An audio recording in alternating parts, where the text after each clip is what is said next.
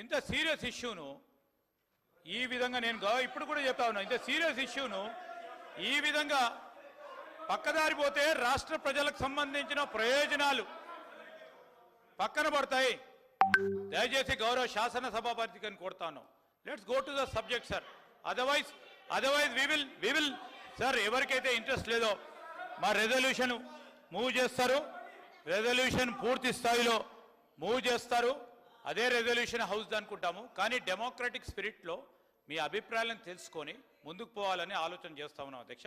దయచేసి గౌరవ సభ్యులను కూడా కోరుతా ఉన్నాము, let's go on to the subject please. Please KTR గారు సబ్జెక్ట్ మాట్లాడండి, డీవియేషన్ కాకండి మీరు. దయచేసి స్పీకర్ సార్, దయచేసి ప్లీజ్. మీరు మా ఒక్కరికి నీతులు చెప్తే కుదరదు సార్, అటు కూడా చెప్పాలి. అక్కడ కూడా సభానాయకుడు కూడా అయ్యల పేర్లు చెప్పుకొని మేనేజ్మెంట్ కోటాలని సభానాయకుడు మాట్లాడొచ్చా? ఇది సంస్కారమా? ప్లీజ్. మరి నేను ఒక సభ్యుడిని, నా హక్కులు కూడా మీరే కదా కాపాడాలా?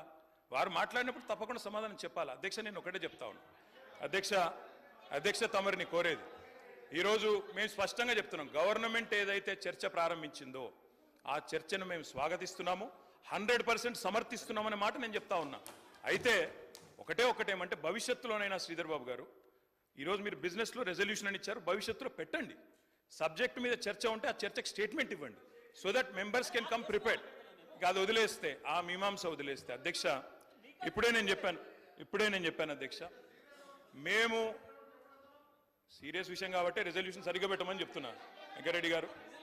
అధ్యక్ష, ఈ రకంగా మంత్రులు డిస్టర్బ్ చేయడం మాటికి పద్ధతి కాదు. సీనియర్ మెంబర్లు ఇదేం పద్ధతి అధ్యక్ష? స్వాగతిస్తున్నామని చెప్తే మళ్ళీ ఈ రకంగా ఇబ్బంది పెట్టడం ఏంది?